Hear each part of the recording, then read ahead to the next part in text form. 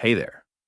Welcome to CyberPulse by Quantum Shield, the podcast where we make cybersecurity less intimidating and a lot more exciting.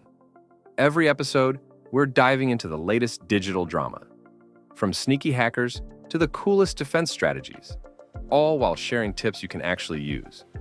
So grab a coffee, get comfy, and let's navigate this crazy digital world together.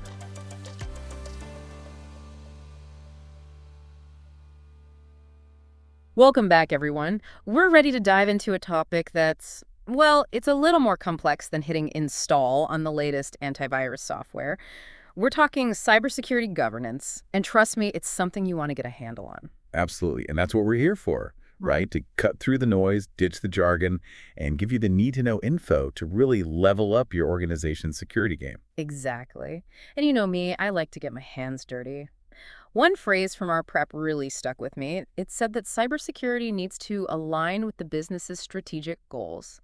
Sounds kind of formal, but it got me thinking. Yeah, it kind of throws the whole leave it to IT mentality out the window, doesn't it? Exactly. So why isn't cybersecurity just an IT problem anymore? Okay, picture this.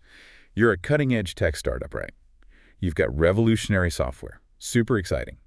Now think of your IT security as like a state-of-the-art security system for your office. Alarms, cameras, the works. Okay, got it. Pretty essential stuff for a tech company. But there's more, isn't there? Way more. Because having that security system doesn't mean much if someone leaves the door propped open, right? That's where cybersecurity governance comes in. It's the rules, the processes, the who has access to what.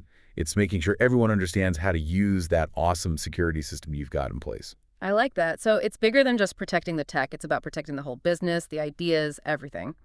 And speaking of keeping things organized, our research mentioned governance structures, specific roles and responsibilities. Sounds like we need a team.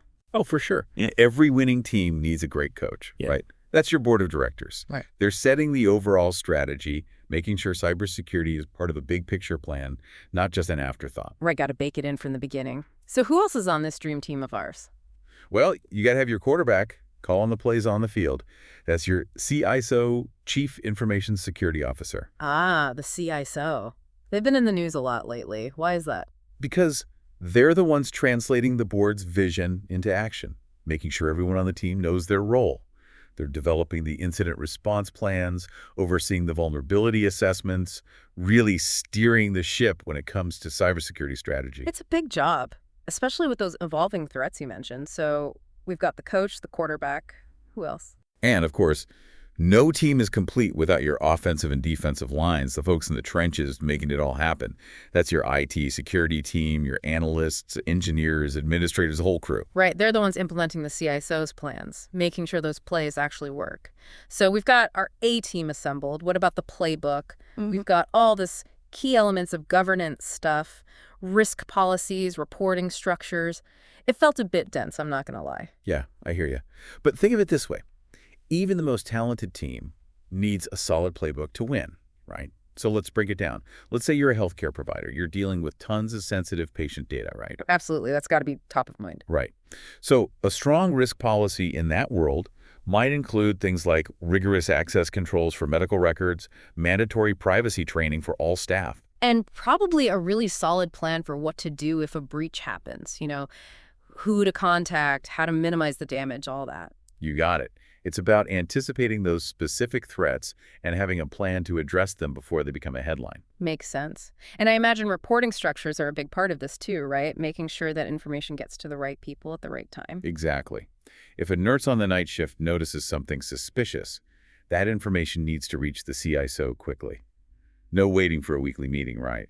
Because those fast decisions can make all the difference in mitigating a threat. No kidding. So it's about clear communication pathways too. So you've got your policies, you've got your people, but we all know rules are made to be broken, unfortunately.